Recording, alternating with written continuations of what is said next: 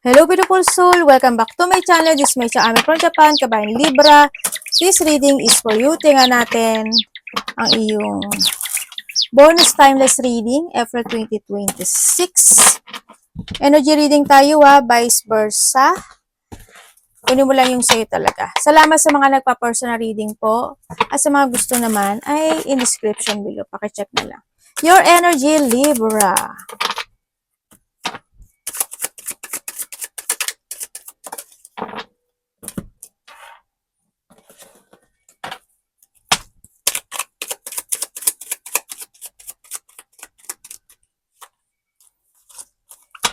Libra.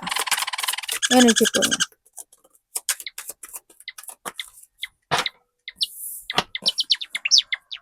Okay, ang nakikita ko sa yung energy this time is nagkakaroon ka ng mga pagpaplano this time. Parang may mga pinaplano ka na situation this time.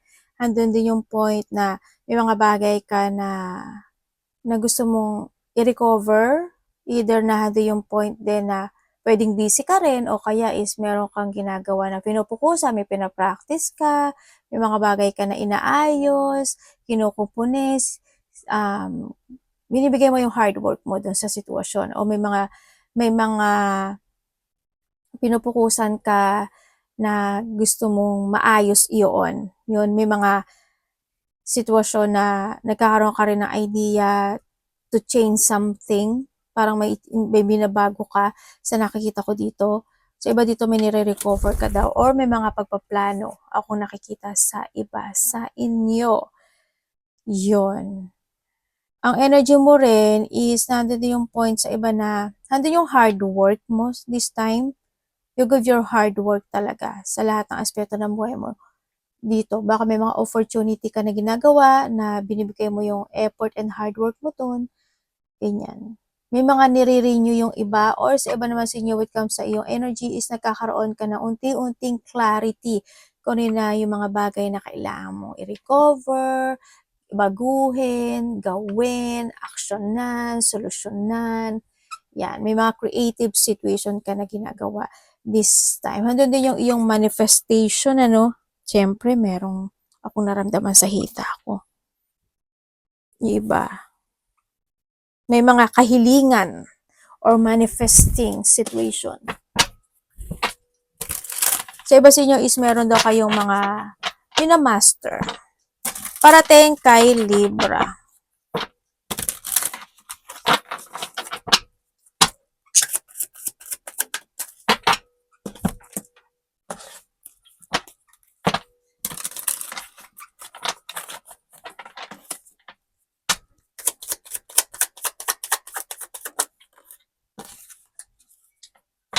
Parating po.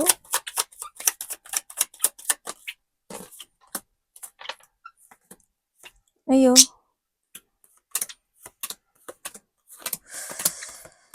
Okay. Parating sa iyo. Parating sa iyo, ang nakikita ko sa iyo dito is may mga time daw na mananak daw yung ulo mo, yung paa mo, ganyan. May mga ganong time. And also, ang nakikita ko rin sa iyo, may mga traveling situation. Pwedeng malayo man o malapit, ando yung point na may mga traveling or paglabas. Pwede may mga tao na mag-chill-chill, may mag-aaya sa'yo, na lumabas kayo, mag-go out tayo, mag-coffee, mag-Starbucks, kumain tayo sa labas. Pwedeng ganon sa iba. Sa iba naman sa inyo, ang parating sa iyo is may tao na either hihingi to mangungutang. Sabay ka. Either itong tao na to is mangungutang sa sayo or manghihiram or sana hindi ikaw ito. Pero dito sa sitwasyon kasi, may nakikita kasi ako dito na parang kahit bigyan mo siya ng effort, bigyan mo siya ng tulong o bigay mo yung lahat, hindi siya enough. Kasi itong tao na to is masakim at makasarili. Hindi ko alam kung sino siya. Sa buhay mo, pwedeng a part of the family, karelasyon, ikaw, or kasamahan sa trabaho, pwedeng nagkakaroon ng mga pang-aabuso, di ba? Pwedeng na doon sa point na yon. Ang parating din sa iyo is may papasok daw na pera. Yun.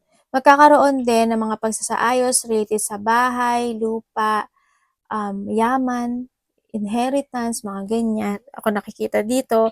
May tao dito na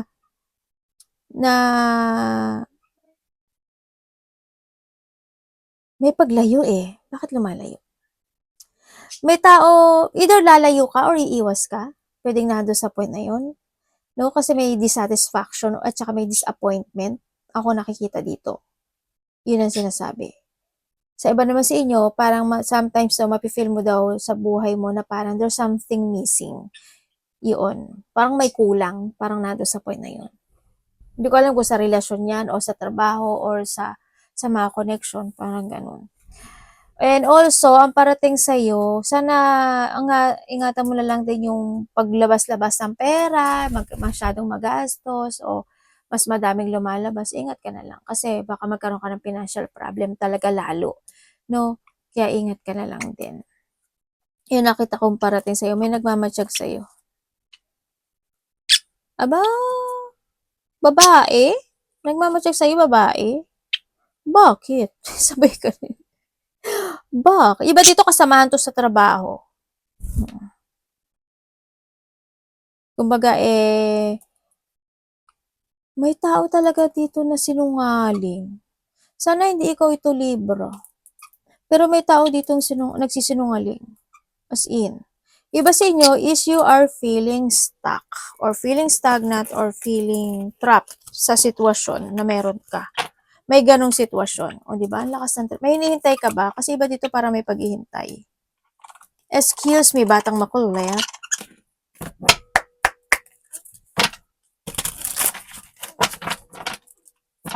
Dapat iwasan. Di ba? Nag-away pa sila. Libra, dapat iwasan.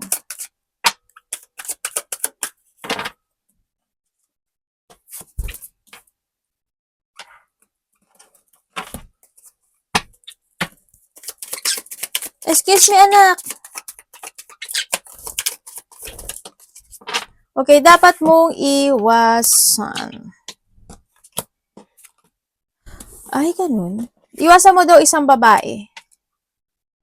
O, basta babae siya. Alam ka, maiwasan mo yung sarili mo kung babae ka, di ba? Yan. Umiwas ka daw sa isang babae, pwede kasama mo sa trabaho, o basta babae siya. No? Iwasan mo, syempre, mag-isolate ka, manghinayang ka sa mga naganap o nangyari sa nakaraan. Iwasan mo, syempre, yung kung medyo kulang ka sa tulog, ganyan, bumawi ka, and iwasan mo yung mga taong disloyal, iwasan mo yung mapanghinaan ng loob, mga selos, lalaki ka man o babae, mga tao na hindi ka nila gusto, bakit, di ba? Why not? Hindi mo rin sila gusto, ganun lang yun, di ba? Iwasan mo panghinaan ka ng loob. Iwasan mo yung mga tao na mahilig makipag-away, ganyan. Or yung mga taong unfaithful, liar, o kung ikaw ito, iwasan mo na lang. Yung mga taong masusungit, kung masungit ka, iwasan mo na lang din. Tapos yung mga troublemaker, ganyan, iwasan mo yun. Iwasan mo na hindi mo mahanap yung kapayapaan sa sarili. Kumbaga, umiwas ka sa ikakalugmok mo. Ganun lang yun. Yung pinaka-the best sa lahat. Iwasan mo. Umiwas ka sa mga ganun.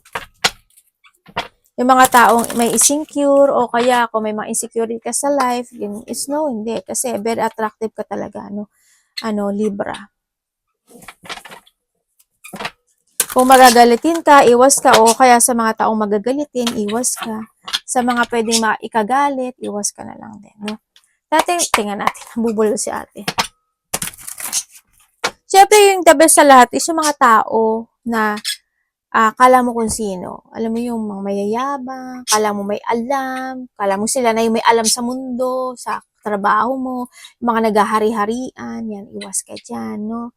Kasi selos yun, alam mo, inggit at selos yun. Pagiging makasarili o yung mga taong sarili lang ang iniisip nila, yung mga selfish. Love. Kapatid, anak, magulang, karelasyon, kaibigan, pamilya, Libra in love. Pero kung ikaw yan, iwas ka dyan.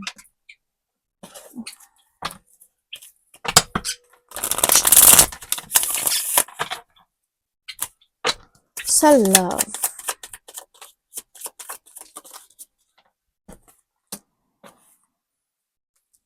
Kung single ka, you have the lovers, oh.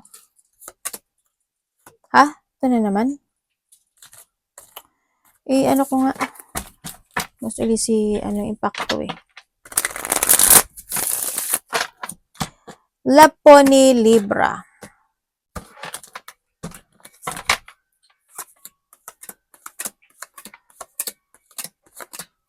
Okay. Sa mga single dyan, is meron kang makikilala, or may kakilala ka na tao na stable sa buhay. Yun na nakikita ko dito.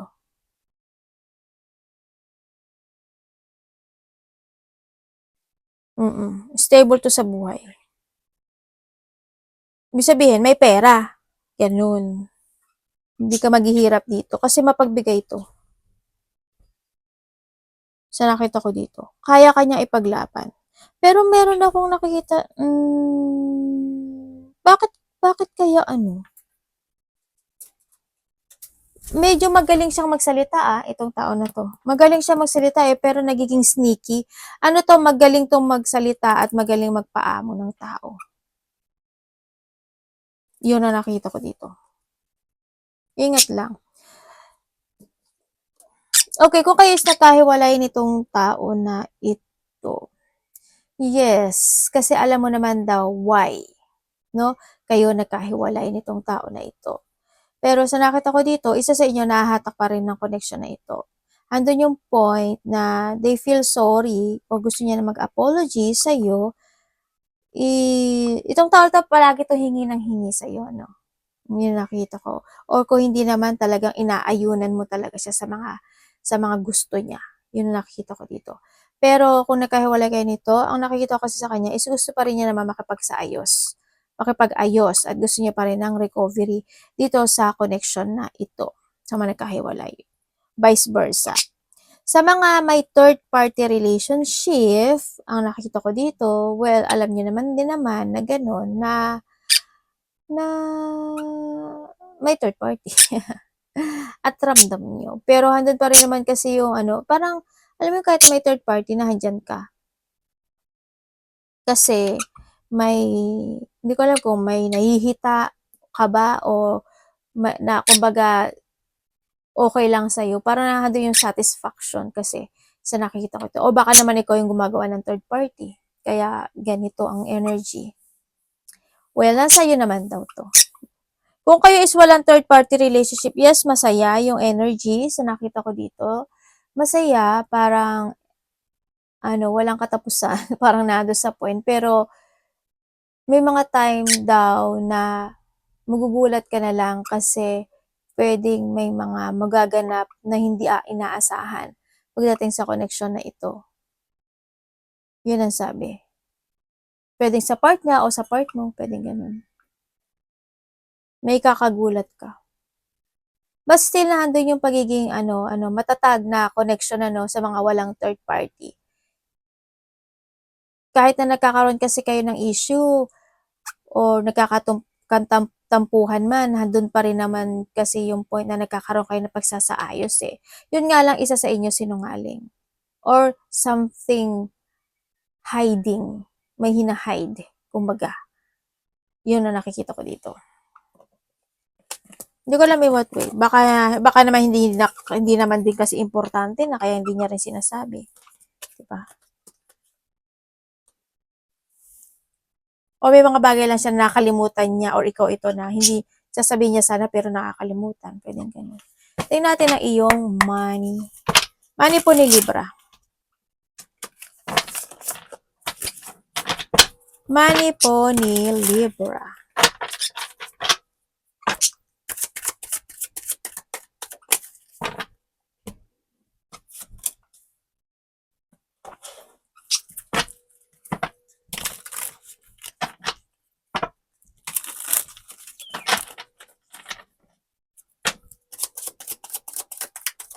Uy. Money ni Libra. Money and trabaho to Okay.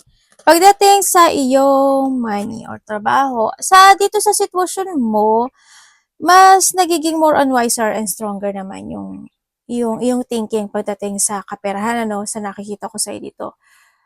Kaya lang minsan siguro may mga time siyempre hindi natin masasabi. May mga time talaga na kapag may humingi ng tulong siguro hindi ka makatanggi o kaya naman kung may mga bibilhin ka talaga, eh, yun. Kasi nalo-loss yung money or there's a loss of money rin kasi sometimes na nakita ko ito. And also pagdating sa money mo, mag-ingat ka na lang din ano, um, sana wag naman.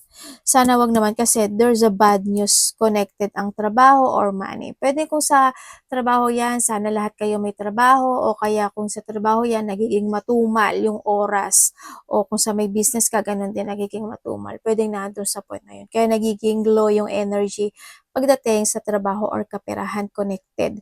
Yung na nakikita ko dito. Tapos may, alam mo na ganun, tapos may humihingi pa sa'yo ng tulong, ano. Kaloko, 'di ba? Ang hirap naman ng gano'n, 'di ba? 'Yun ang nakikita ko sa'yo. May mga time daw na sinasabi dito kung ano daw, may mga bagay kasi na kailangan mong matutunan pagdating sa kaperahan mong libra 'no. Kumbaga accept mo yung mga lesson sa nakaraan, kung over ang paglabas or kailangan mag-minus, gawin, gano'n ang gawin mo na lang. Kasi sabi nga 'di ba, more on wiser is needed, kumbaga. Kasi puwedeng talaga na ma-bad news 'yun or hindi maging maganda yung outcome, 'di ba? Magiging ano ka lang, kumbaga gamitin mo yung iyong common sense and be practical, kumbaga, na andun sa point na 'yun, nasa point na 'yun, 'yun. Arigatou namaste, God bless.